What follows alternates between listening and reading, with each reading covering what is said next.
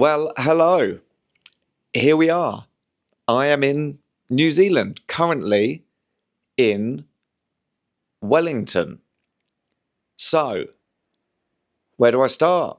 I'll start with the start, I guess. I travelled in my Birkenstocks on the plane. Great decision. Really, really good decision because it just feels so comfortable. Just traveling around, being on the plane anyway, that's so much easier than having to get your trainers on and off.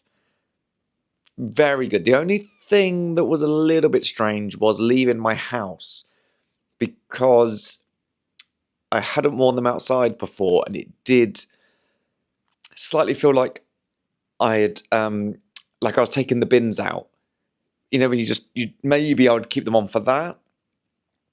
However, to be doing that but going out with a suitcase, getting in a car and going off to the airport, it made me feel like I was sort of doing it in my pajamas. However, great decision. Journey was fine. I had 12 and a half hours from London to Hong Kong, and I slept for about 5 or 6 on the first one, which was what I wanted. I wanted to do about 5 ideally, because I then had a 3-hour layover in Hong Kong. So I got there, showered, walked around for a bit, stretched my legs, showered, had some dinner, and then not back on the plane, on a different plane, obviously.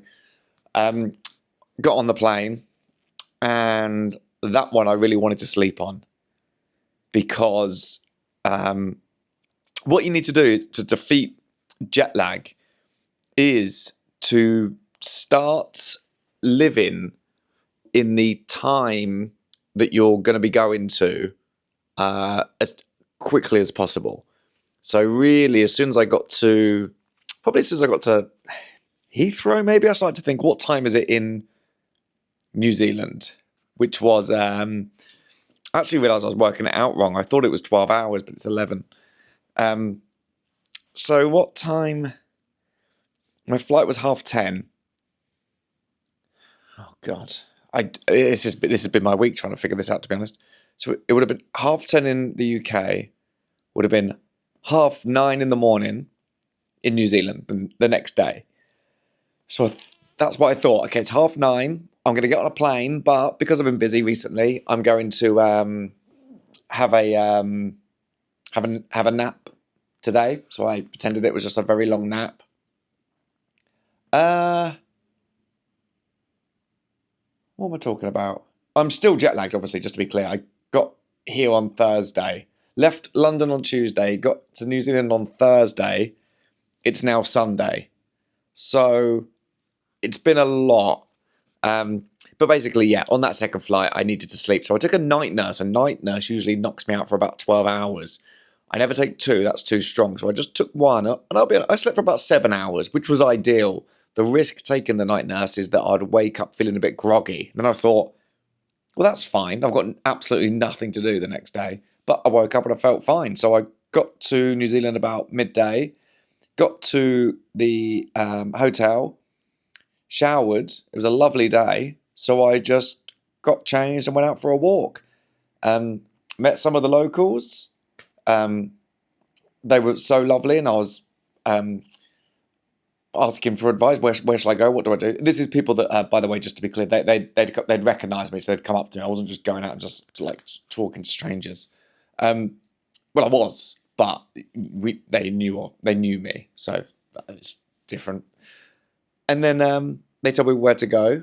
As in where to go. It sounds like they're swearing at me, but no, they told me what to go and see. So I walked along the water, saw the view out of the water of all the harbour around the boats, saw the it's like skyline, because you walked far away enough from the centre that when you look back you could see Auckland.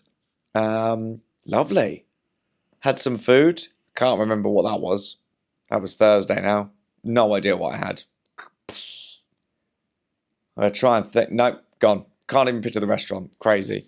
And then, what did I do that night? So I went back to the hotel. I didn't nap at all that day. I stayed awake. And in fact, I don't know what I did.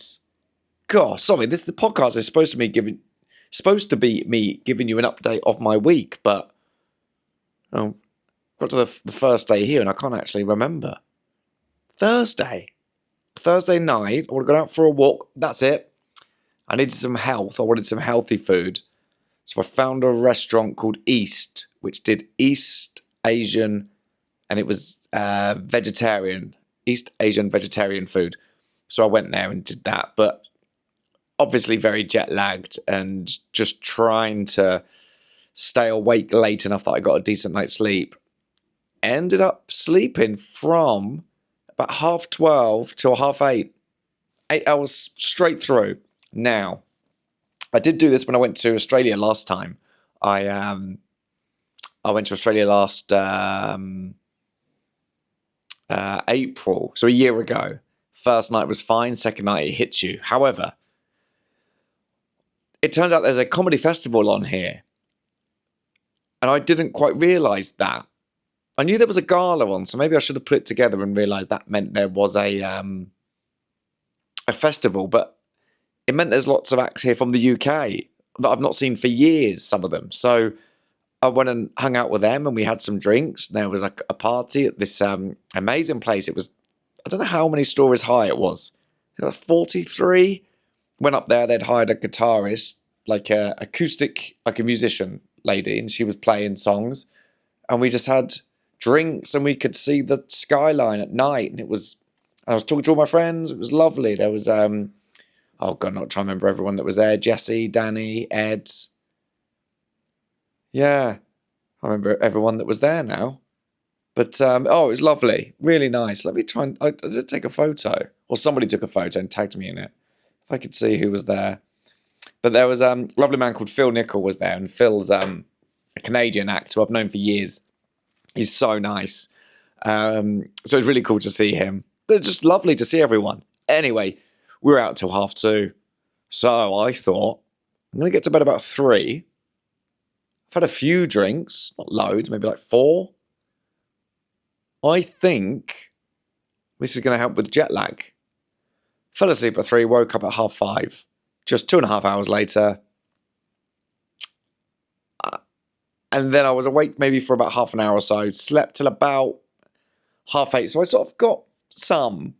But I thought that's 5 hours, I think.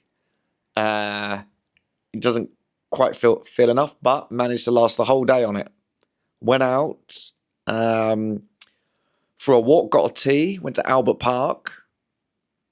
And then met my friend Ed. There's somebody, my tour manager, in fact, my tour manager from my tour in Australia last year, he messaged me and just sent me a link. He's a man of few words. He just sent me a link to a place called Federal. And I clicked the link and it was like a deli, on Auckland Deli. So I thought, great, I'll do that. And then when I was out, he'd sent me that the previous day. And then when I was out with the other comedians, I said, oh, let's grab some food tomorrow. And Ed said, we'll go to Federal. And I was like, I was recommended that today. Great, let's do that. So the next day I hit it on the link to look where it was from where I was from my hotel room. And I think it said 75 feet. I didn't realise it was a restaurant I'd be looking at every day. So I went in there. Very cool. Very cool. Let me try and remember. I'm going to make a note, because if you're watching this, and sorry, I know it probably doesn't look great. I'm in the corner of my hotel room. I am going to post a photo of it, because it was very cool. Let me try and make a note to remember to do that around 9 minutes, because I'll forget otherwise. So I've been wondering when to record this podcast. 9 minutes photo of Federal. Trying to think when makes sense. So I almost did it yesterday, which is the day that I only got 5 hours sleep, and I went out for lunch with Ed. So me and Ed, can I just say this? Me and Ed won Edinburgh. So Edinburgh Fringe, Edinburgh Festival is where comedians go, especially when you're starting out. You go out there and you do an hour every day, do your show, and sort of how like the industry starts to see who you are and your place in the industry. It doesn't really work anymore because of the internet, even though the internet obviously existed back then. But anyway, it's sort of because of social media.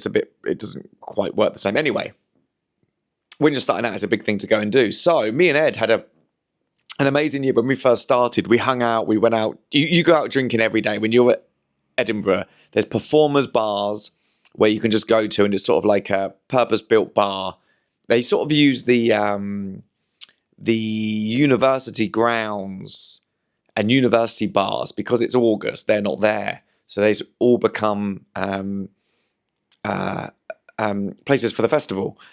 So like Gilded Balloon has it in the main turret building, which looks like something from Hogwarts. If you Google Gilded Balloon Edinburgh now, you'll see it. I'm not going to put loads of pictures up. I'm away. But you'll see what I mean. And that's J.K. Rowling, obviously, from Edinburgh, and that's what she based it on. So, and then you get lots of cafes around there that all claim that they're the one that she used to sit in when she wrote it. I don't know if they still do, but they used to. And so, saw Ed. We're like, he was at the gala, we were chatting. We're like, when would we last see each other? Figured it out. It was Edinburgh 2017. I said, Ed, that's 9 years. We just acted like no time had passed, just carried on talking. 9 years had passed. And I said to him, if this happens again, the next time I see you will be 2035. So we went out for lunch and we just chatted. It was great. Just the same. Such a nice guy. Great guy. And he's just released a YouTube special, Ed Night. So, yeah, that was great. And he's just over there working up a new show at the festival. What was my point? It's going to be a bit like that, I'm afraid. So I went to the deli. It turns out, actually, the Italian deli, this federal place, very lovely, very meat heavy.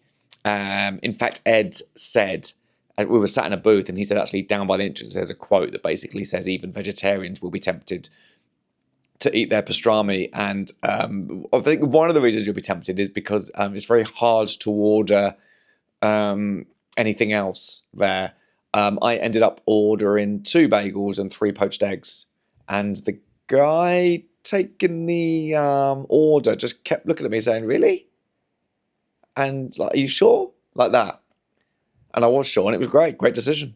So yeah, that was a cool place. I think I started a tangent that I didn't finish there. Or I started something and went off on a tangent and I haven't come back to it. There was a point I was making, and I've got it. I'm so sorry about this. It was when would I record this podcast? So I almost did it yesterday, the day I saw Ed. That started that tangent. But the reason I didn't do that is because I hadn't done a show yet. And I thought, well, I'm here and I'm here to do shows. I'm here on my tour. My first one was last night. I knew I was flying to Wellington today, which is where I am now. And I thought maybe I'll do it after my show tonight. But the problem is sometimes after my show, my concentration's not great, which is saying something because you've heard the first 14 minutes of this and you can see how bad it is at the minute. So usually you have a bit of a crash after a show. So it's hard to stay on topic, so you can imagine. So I think it's a better decision that I didn't do that. So here we are. It is currently 4:15 on Sunday, the 3rd of May, and I am in Wellington. So last night was my first show here in Auckland. It was incredible. It was so nice. I actually haven't done this. I think I just said actually. I actually haven't done this tour show since December. I finished it in Calgary, 21st of December. Then I had no tour dates in until this one last night. So yesterday, I sort of realised I don't remember the show. So I had to go over it all. And actually, I was a little bit I wasn't nervous because I knew bits of it and I knew bits I enjoyed. I knew bits that worked that I liked doing.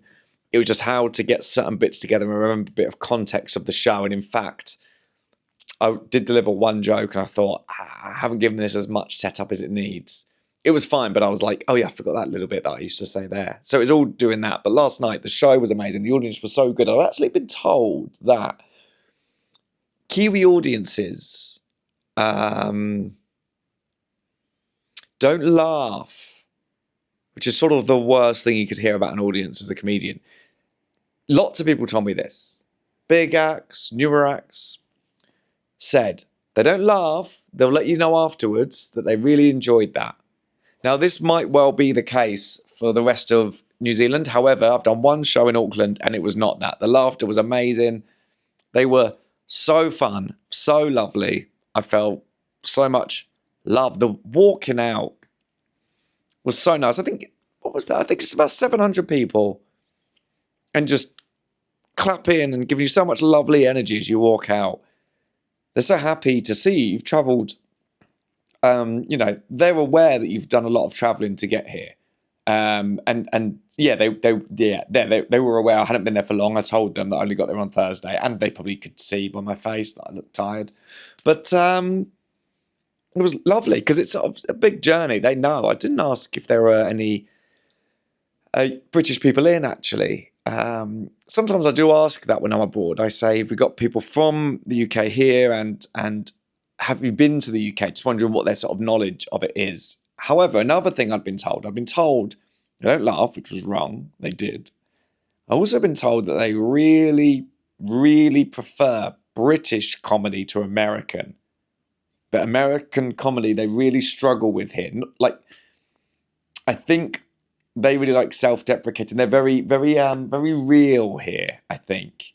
Sort of, I'd say even more real than in the UK. They'll sort of laugh at themselves a lot more. I've just been for lunch here in Wellington at this really cool place, actually, that was just by the lagoon, which I don't think I'd ever seen a real lagoon. It's the sort of thing I'd see when I was like going to like Florida to like the theme parks there, Typhoon Lagoon, an actual lagoon here, with a restaurant by it where they had two guys.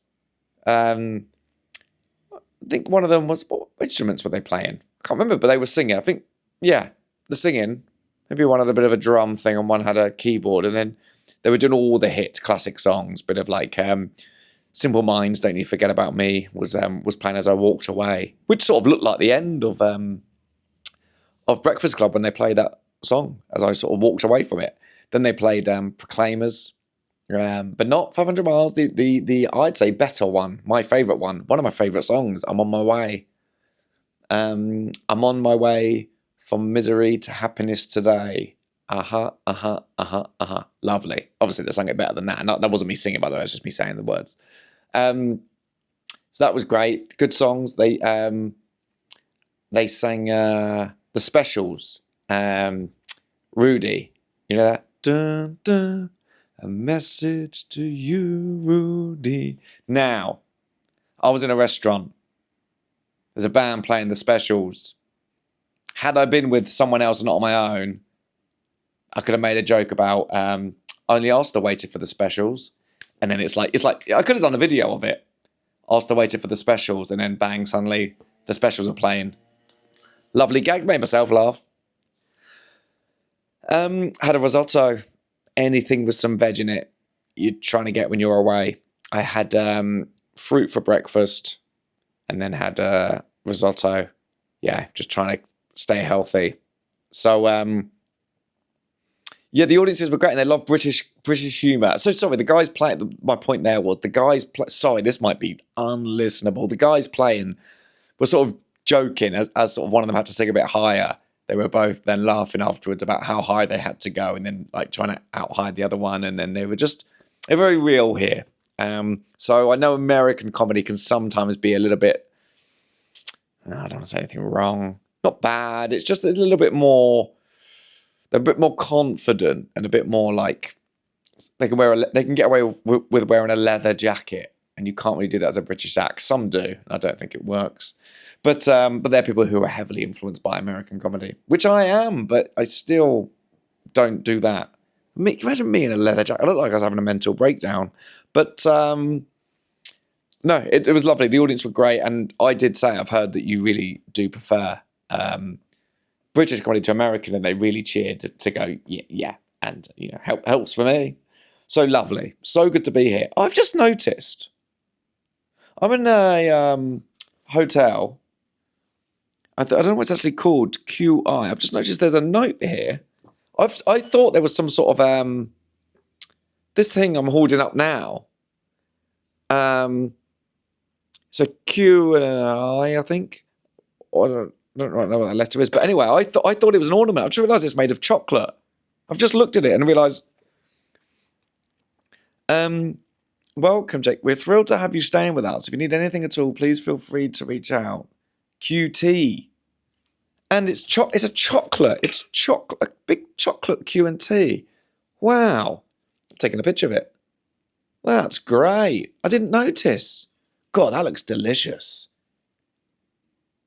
I don't have a cup of tea. God, I would love to dip that in a tea. I mean, it wouldn't fit. It's massive. Just snap it all off and dip it in a tea, and wow, yeah, that would be lovely. Cool. I just thought it was a strange ornament. But yeah, so the audiences were nothing like I was warned about, nothing like I was told about. It might change. I've done one show, but so far the people who told me that they were quiet were 100% wrong. They were lovely. They were so nice. Then I flew to Wellington today. Boy, oh boy, I'm in Wellington right now. It's so beautiful. It is so lovely. I could, as you fly into the airport, I guess the runway is in a fjord, so it can be really windy. It can really affect it. But you see, it's, I think, probably the most beautiful landing I've ever had, because even when the plane lands, even the buildings around there, usually airports are in a bit of a rundown area, and usually it's not the nicest place around an airport. It was so lovely, and it was right next to a beach, and you could just see people swimming in the sea, laying on the beach while the plane comes over. But wow, just an amazing, so different to Auckland, very green. And don't quite know how to describe the houses here, but they're very brightly coloured, and there's sort of something about them that's I can't quite place. Sorry, I think I can hear a helicopter, so I keep looking out the window. But I can't quite place what it is, but very colourful, and so it's sort of, you could look up the mountain or the hill, and you could see it was all very green. Then there was like pops of like bright coloured houses, and lots of them in a row just by the beach, and it was just lovely. So I got here, dropped my stuff off, put my shorts on, and went out for a walk, and was out for about 2 hours just walking around, taking it all in. Just lovely. Then heard that band playing by the lagoon. I thought, I'll have lunch here. Ordered a risotto. What a lovely day. So because today's a travel day and a show day, I've got a show tonight. I've got plans for tomorrow. So actually, a guy at the airport came up to me to say that he followed me on Instagram and wanted to say hello. And I said, have you got any tips? What should I do when I'm here? And he said, get on a boat. You can go on a boat tour like for an hour. It will take you out. Obviously, my dream is to see orcas. Oh, I just love orcas. Well, when I was younger, I used to have a toy one for the bath. I used to have different toys like sharks and different sort of animals you could play with in the bath. But I loved that orca one. Don't know why I say about. And I love Free Willy. Yeah, and the documentary Blackfish, but obviously that's a slightly heavier topic. But they're very smart, the orcas. Something about them feels like they really know how to communicate. And somebody told me, in fact, that if you're on a boat, often the parents, the bigger orcas, will push the younger ones slightly towards the boat, almost like they are getting them used to it, telling them not to be scared of it, or just going like a parent might do here, just going, go have a look at that. What do you think? Because obviously the orcas should know. You have to be wary of some, but probably not here. They probably know here In Wellington, no, you don't have to worry about that. But unfortunately, in some countries, we are going to be hunted. Wow, sick. But I'm gonna go out on a boat tomorrow, I think, and see if I can see an orca. But if not, just see the views and take it all in. I think it'd be a nice thing to do because it's not a travel day. When you have a day like tomorrow, which is I've got a show in Wellington tomorrow, the second show, but no travelling to do. You feel like you've got a day off. It feels like a cheat day. It feels so nice. So, and there's a bookshop I want to go to called Pegasus, secondhand bookshop. So I'm going to go there. Maybe I'll look for like a secondhand vintage clothes shop or something to check out. I usually like checking them out. And I'm going to go out on a boat, I think. I should probably Google that, actually, do some research. But I'll do that tomorrow. I don't really eat hotel breakfasts. I don't like hotel breakfasts because some of them are amazing. And if you're staying with other people and there's lots of you here and you can meet for breakfast, fine. And if it's a good one, of course, lovely. But they're hit and miss. And also, some people do go down for the breakfast before they've showered. And I find that gross because I know people don't shower every morning. Some people can actually just look relatively normal without doing that and still seem clean. But they sort of have clearly come straight out of bed. Sometimes people have even clearly got their pajamas on, and it makes me feel sick. Actually, to the idea of eating around that while the stranger, it just feels gross. So, yeah, I don't do the hotel breakfast. So they spoke to me about it earlier when I was checking in something about the times for it, and I'm like, I'm not listening to this. But I didn't tell her that. Obviously, I just don't engage with it. So tomorrow I'll find somewhere to go for brunch. That's what I do. I go and have brunch on my own for a bit with a lot of it's on my own. But AirPods in, listen to a podcast or something. Like I'd do at home really, but I wouldn't have to have my AirPods in. And have brunch somewhere. Then maybe come back to the room and plan the day. So that'll be tomorrow. And then, yeah, go out on a boat somewhere, see more of Wellington, and then do the show tomorrow night. Now, to be honest, now that I've done that first show, I feel very relaxed. I was quite a bit of me on the plane even thinking, you don't know this show. We've not done it for 4 months. Yeah, over 4 months. It's a bit... 700 people is quite a lot to sort of do a lot of remember rather than sort of, if I was just on the momentum motion of sort of doing the show in that routine, I'll be fine. I wouldn't even think about it. But yes, I had to think about it today. I'll be absolutely fine. I now know it, so I feel relaxed. Like, what time is it? 4:30. I'm going to leave here in an hour and a half. So after this, I will, I need to find somewhere to get a tea. I might just have to make one at the venue. I'll leave here about 6. I'll leave here in an hour and a half. I'm just going to walk there because, this I should have spoke about. This I should have spoke about earlier. So my first day in Auckland, in New Zealand, had 3, it's like a press day, 3 radio shows to do. So I had to meet the PR lady in the hotel lobby at 8:30 in the morning on the Friday. And she took me to, I don't know if it's the station's called this or the show is called this. It's called The Edge. And it was 3 of the most upbeat, this sounds like it's going to be a bad thing, but I don't mean it to be, in-your-face New Zealand radio DJs who were just so full of energy, so excited, so happy. And I was like, they must have thought I looked about 20 years older than they've seen me online because I was so... Obviously, I'd slept about 8 hours, but still jet lagged and didn't quite know where I was, and their energy was on.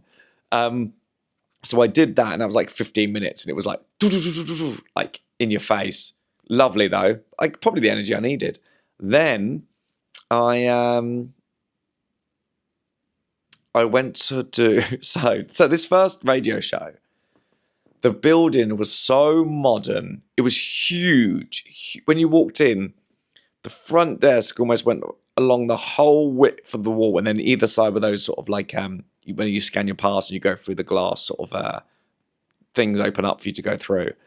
And it was all very young people there, very trendy, just very cool. It was a big high ceiling, big foyer, and at the back you could see stairs. It was all very open and plan. Then in the studio booth around there, it was about 4 producers watching one side of the glass, 3 presenters, clearly a huge operation. Then the other one we went to, Radio New Zealand, I guess RNZ or RNZ, I don't know what they say here. And the PR lady said, just to have this, the funding's a bit less at this next one. You could sort of see the style. It was, the other one was very pop, very like trendy mainstream. This other one, the interview, she was actually in Wellington, the presenter, who's called Catherine Ryan. She was in Wellington. And she, so I just, well, we got there and the guy let us in and he said, would you like a tea or coffee? And we said, yes, please. I said, I'd love a tea. And he said, right. He went, sorry, I'm actually covering today. I don't actually know. I can't leave this bit. I don't think I can leave my front desk.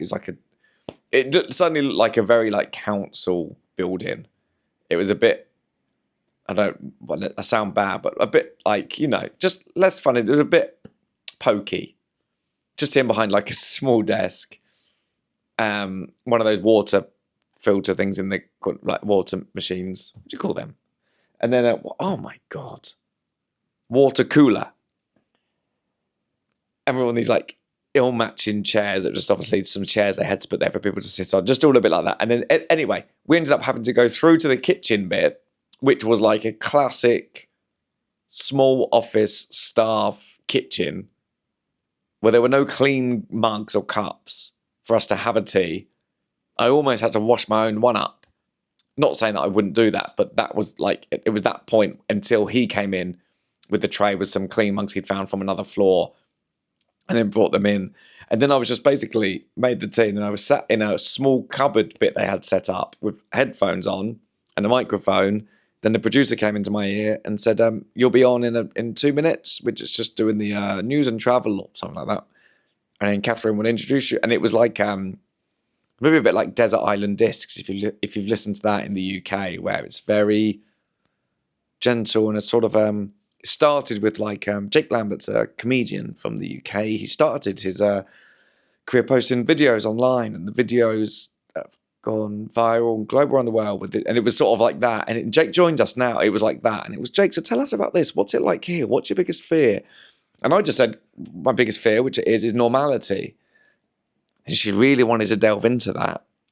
What do you? And I was like, oh no, I didn't expect follow-up questions. The previous place at the Edge, there was no time for follow-up questions. We were on to the next topic.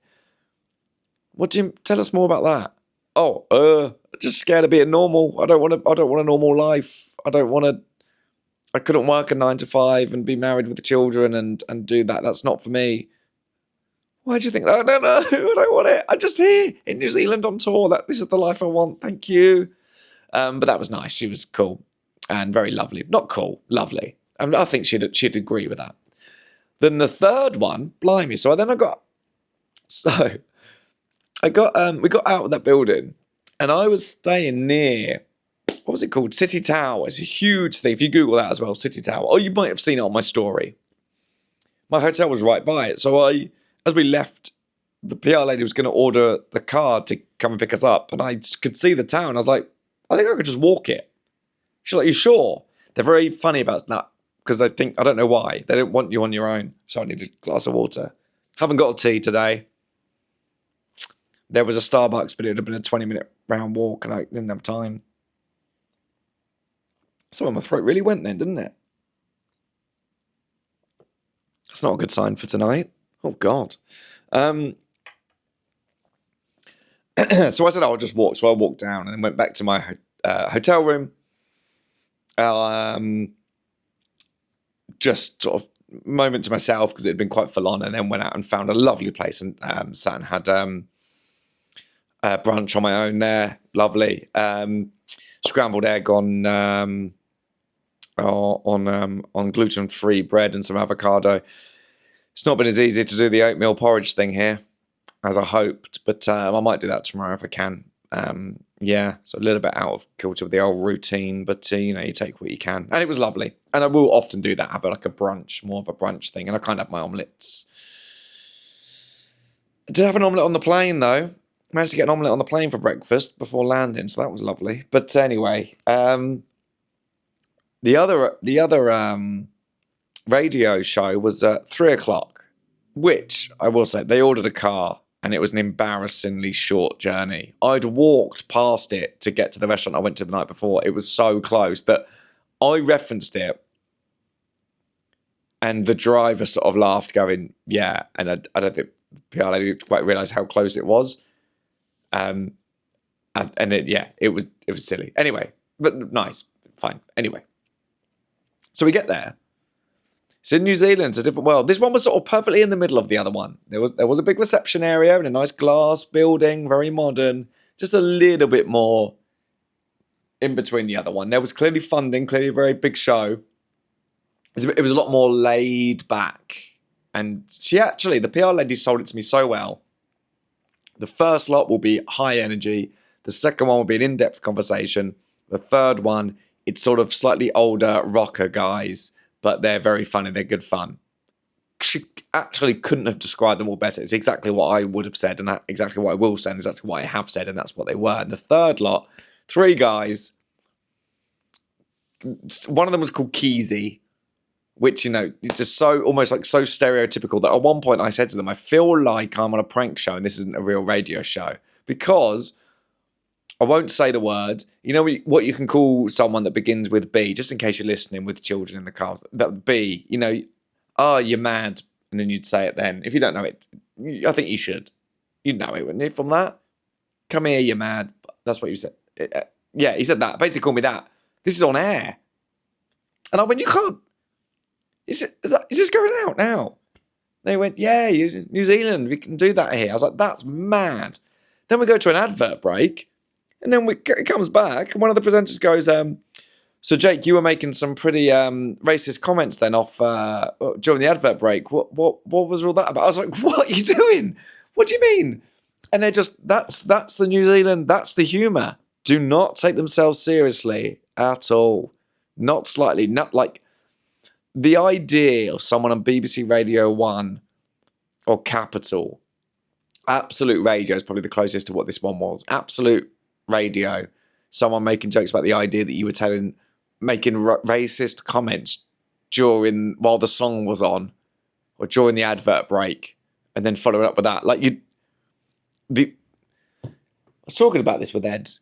There's a lot of comedians in the UK, a lot of mainstream ones, they take themselves very seriously, actually. They sort of don't have a lot of life. They sort of become sort of like vanilla politicians where they don't want to do anything even slightly fun and edgy.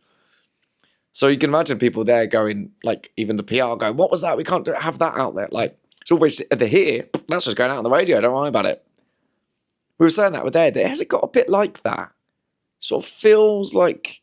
And it's not like you should be saying, obviously you should be saying things you shouldn't say, but I would never say anything, anything I say on stage is anything I would say off stage. It'd be the same. So when people say, oh, comedy, you can't say anything these days, and I go, well, you know, I say anything I want to say and everything seems fine. So you can. It's just, you know. So... If you don't know, I just mean if you've got a problem with that, I think you're saying things you shouldn't be saying. Anyway, just a bit vanilla. They're just like almost, yeah, it's almost like they become squeaky clean and they just sort of don't want to say anything slightly risque. Everyone's got a bit boring. Maybe that's what sort of mainstream media does to you. But here, absolutely fine. Go for it.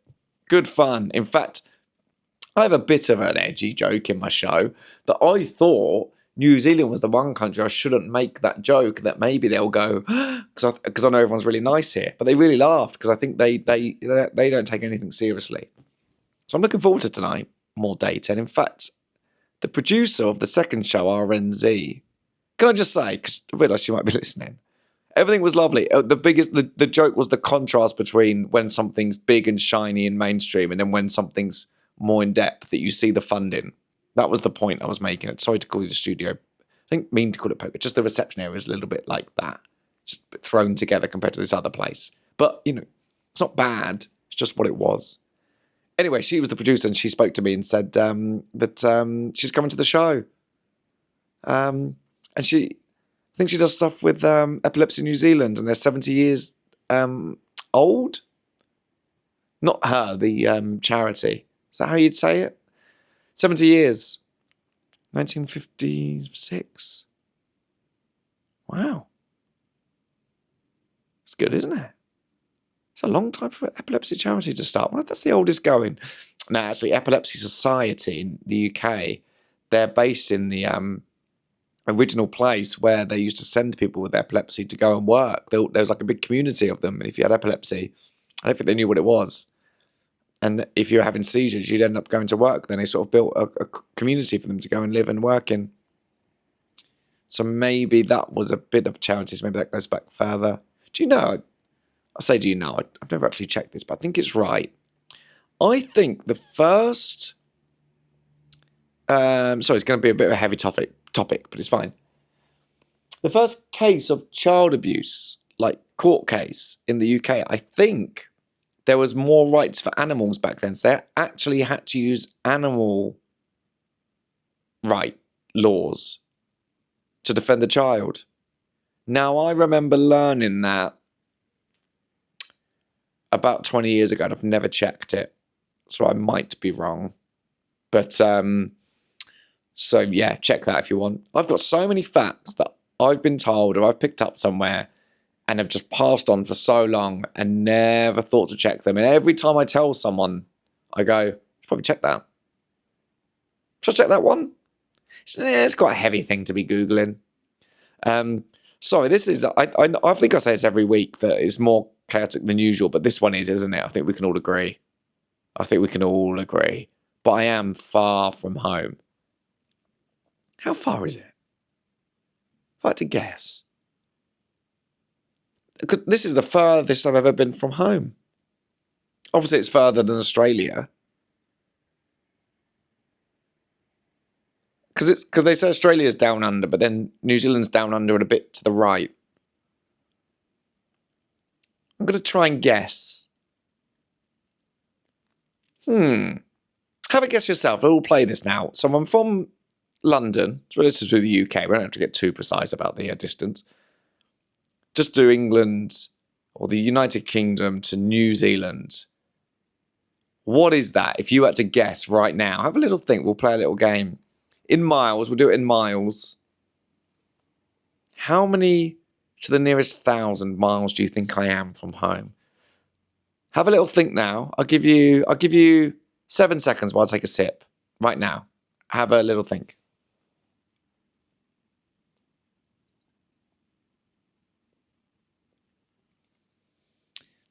Now, let's try and think logically before I go in with my guess. Circumference of the Earth. What have we got there? That's about... Oh, God. I think I'm going to go 24,000. Or am I thinking of that because 24 hour? I'm thinking of a clock. 24,000. I think that's right. Maybe that's how I used to remember it. 24, because it's like that. 24,000 miles. So I'll go... Well, I guess 12,000. It's not as far, because you could be more over to the... I'll go 11,000. Okay, I'm going 11,000. Answers now. And we're Googling UK to New Zealand in miles. New Zealand in miles. This could be embarrassing. Great. 11,300 to 11,700. Roughly 18,000 kilometres. The direct as the crow flies distance between the UK, London and New Zealand, Auckland/Wellington, I'm in Wellington, is approximately 11,000... I was out by 300 miles, I'll take that. And what is the circumference of the Earth if we're all learning stuff together today? Circumference of the Earth in miles. Circumference of the Earth in miles. Oh, that's come up nice and early. 24,900. So let's go 25. From now on, it's 25,000, but it says 24,901. So about 25,000. Yeah. I mean, weirdly, it's gone. You know, when you get the related questions, someone said, "Is the Earth 25,000 miles long?" I mean, I don't even know what you've asked there. Right, there you go. So yeah, this is the furthest I've ever been from home. Wow. Don't feel it. I remember being in Dallas once and feeling really far from home. I was on my way to Canada. For some reason, I think it was the sun was setting in New Zealand. So in Dallas, at the airport. So it was like the glass building and the white. You could see the sky, and it was all. I just felt really far from home. Maybe I was feeling homesick. I was on the way. I was going to Canada. It's when I lived there, and that's it. I lived in Canada, and I came home for a bit to see my sister for her birthday, surprise her. Put that in to let you know I'm a good person. Surprise. And then flying back, and I don't think not that I didn't love being there, but I think I'd really liked being home, visiting people and seeing all my family and friends. And in fact, I've got a picture of my niece. And how old she would have been then? Maybe about 3. And we're at my sister's party. And my niece is just looking at me, and it's like, and she's looking at me, and you could just tell my niece Mimi, and she was like, "I recognise you, but I don't." And she was confused like that, and I was thinking, I think I need to move home. And then I found myself in Dallas, and I felt really far from home, even though where I was going, Calgary, was even further. But you know, I had friends there, so I felt better. But yeah, I felt really far from home then. But I think that's just when you're sort of sad. I was happy to be going back to Canada, but I was obviously sad to be leaving home. Bit of both. But here, I feel fine. Yeah, it's lovely.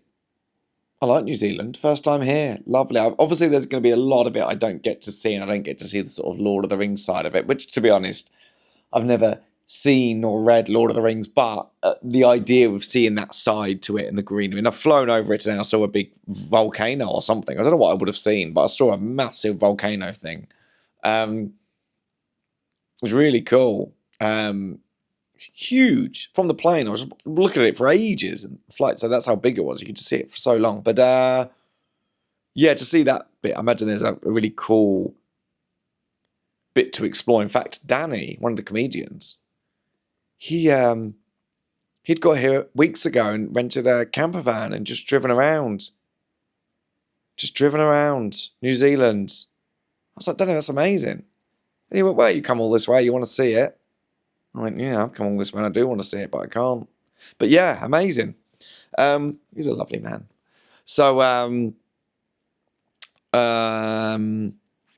we've not got long left, have we? And I should go into comments. This is probably the longest I've lasted without going into comments. I usually, not lasted, it's not like it's a chore.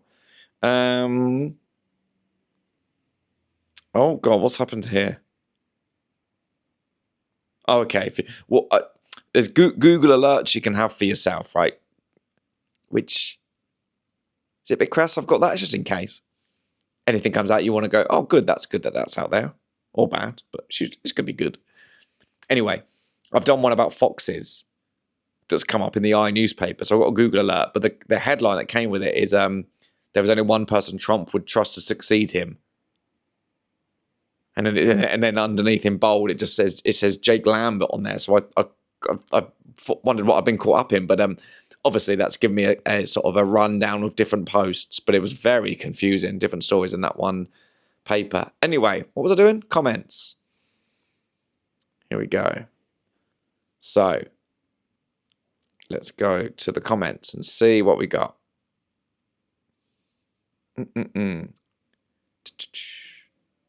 Last episode 17. Jake gets a gift.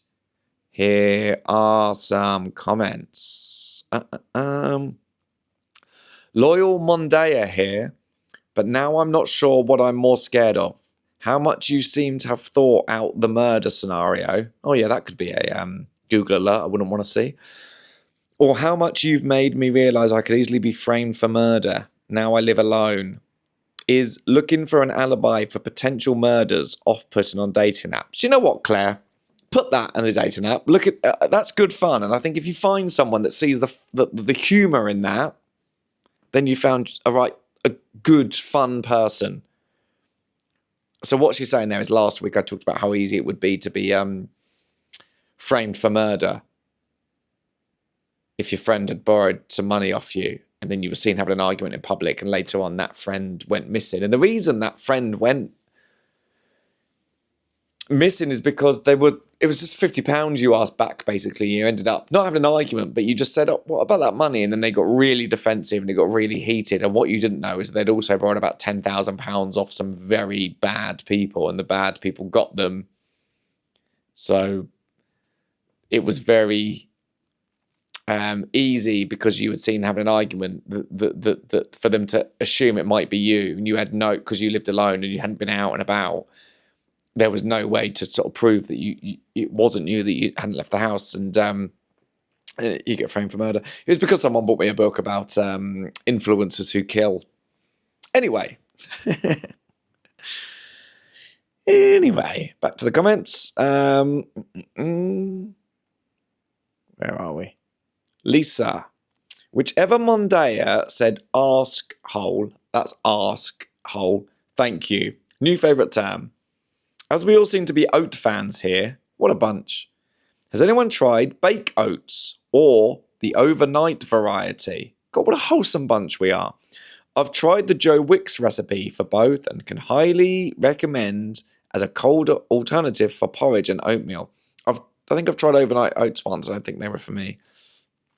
Best of luck in New Zealand, and look forward to hearing all about it on the next pod. Well, here we are on the next pod, and I hope you've enjoyed hearing all about it. Yeah, overnight oats. I think I like the warmness, and I like cooking them in the morning. Cooking, is it? Warming them up, doing whatever I do. Good to hear your, but not nice. If anybody wants overnight oats, and I know that some people don't have the luxury of a slow morning like I can have, so I appreciate that might be a thing. Anyway, she can highly recommend. Lisa's recommending the Joe Wicks recipe for overnight oats. And she said it's better for summer as well, if you want something cooler, which makes sense, actually. Fair. Good to hear you're feeling better. This is from Anna. I have two words that make me shudder. Milk and chunk. Milk and chunk. Sorry, I've just said it twice then. I didn't mean to do that. Sorry, I'd realised two words you can't stand, and I kept saying them. And I really pronounced them as well, didn't I? I won't do it again. My sister's like that. There's a brand of crisps. I think they're called, I don't even know if they're classed as crisps. They're called Cheese Moments. You can get them in some real, usually slightly traditional pubs, maybe. Cheese Moments. There'll be like packets of them. And it's, what did I say? It made her heave hearing it. And I would say something, I can't remember the wording of it. I would say it to her. I'd sort of describe what it was because I really liked the sound, and it would make her heave. What was it? Yeah, Cheese Moments. And I would say something like wheat crisp with a cheddar cheese chunk. And she'd go, oh, look, Jake, don't. Wheat crisp with it. And it was like crisp on the outside and that cheese in the middle. And it was like that. And I liked them, but she couldn't stand them. Yeah, it was like wheat on the, yeah. And I can make her hate. Sorry. Something about those words then, which is funny, isn't it? Because you just think like dairy milk sounds nice. And I'd have a chunk of dairy. I've done it again. So I keep saying it. But, sorry, I like both those words. There's a lot of words I like. One of them is scoop and spoon. I like the words spoon and scoop and juxtapose and juxtaposition. No idea why she doesn't like them. Re-hug. In Wales, we say, God, I'm not going to be able to say this one. It's for the listener and watcher. C-W-T-C-H. The W is said like the U in book. Kutch. It's used for all hug type behaviour and also for getting into a small space, as in kutch in and for small play. I'm so confused by this. Cookbook. Cwtch. I do like a multi-purpose word. Have a safe flight. So cwtch in Wales is used for a bit of a hug, get into a small space, or for small space like the bit under the stairs. Put it in the cwtch. Cwtch. Right, we're learning. Thanks, Anna. I did a gig in Gosport and someone's put, we call Gosport Gospit down here because of how grim it is. No comment.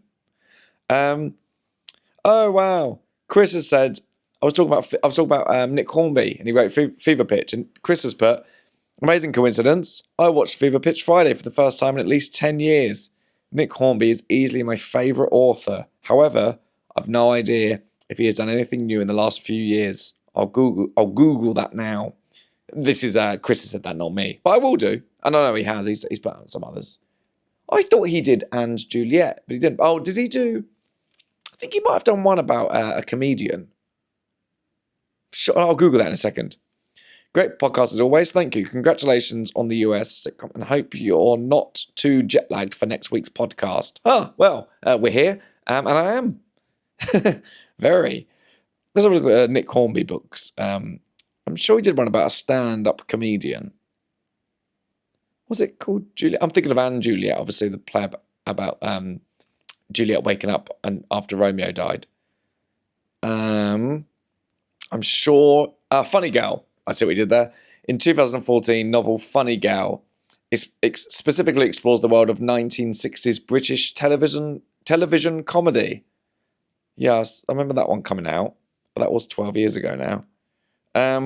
Nick Hornby books in order. Let's see what his most recent one was. And then I better go. Hornby books in order.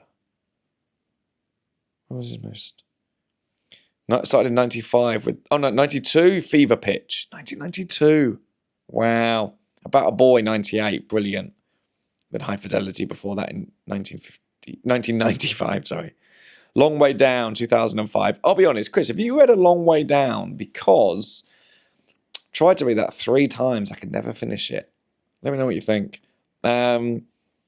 Juliet Naked is one. He didn't write And Juliet, obviously. He wrote Juliet Naked, which was 2009.